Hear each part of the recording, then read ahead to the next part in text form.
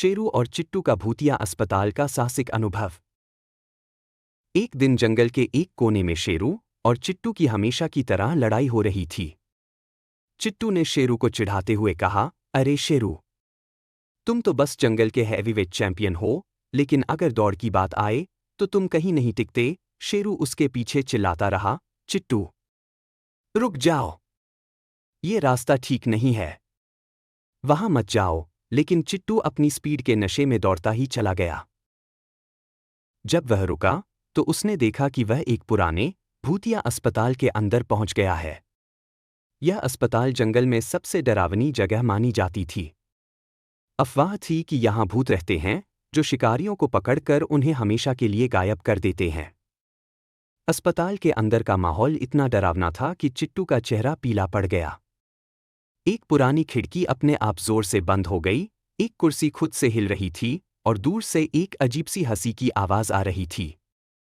डर के मारे चिट्टू एक कोने में छिप गया और जोर जोर से चिल्लाने लगा, शेरू, मुझे बचाओ।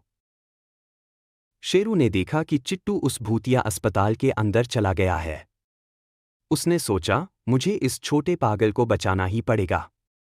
अगर मैंने इसे यहां छोड़ दिया तो जंगल के सारे जानवर मेरा मजाक उड़ाएंगे। शेरू ने अपने डर को किनारे रखकर अस्पताल के अंदर कदम रखा।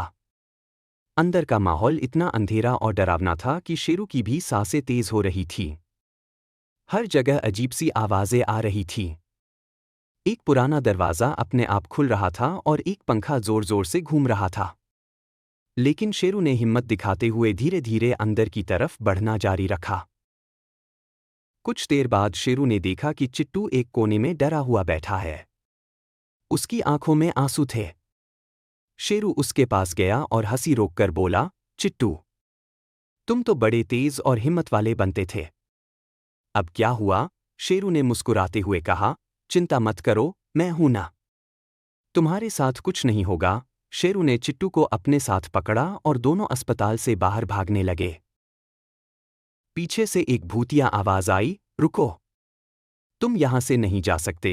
लेकिन शेरू ने बिना पीछे देखे अपनी स्पीड बढ़ा दी। इस बार शेरू भी चिट्टू की तरह तेज दौड़ रहा था। कुछ ही देर में दोनों अस्पताल के बाहर पहुंच गए। चिट्टू ने एक लंबी सांस ली और शेरू की तरफ देखते हुए बोला, शेरू, आज मैं तुमसे हार गया। तुम सच में हीरो हो। इस तरह शेरू ने चिट्टू को भूतिया अस्पताल से बचा लिया। जंगल के सभी जानवरों को जब यह बात पता चली तो सबने शेरू की तारीफ की और चिट्टू का मजाक उड़ाया। दोनों की दोस्ती थोड़ी और गहरी हो गई, लेकिन दोनों की नोकझोंक अगले दिन के लिए फिर से तैयार थी।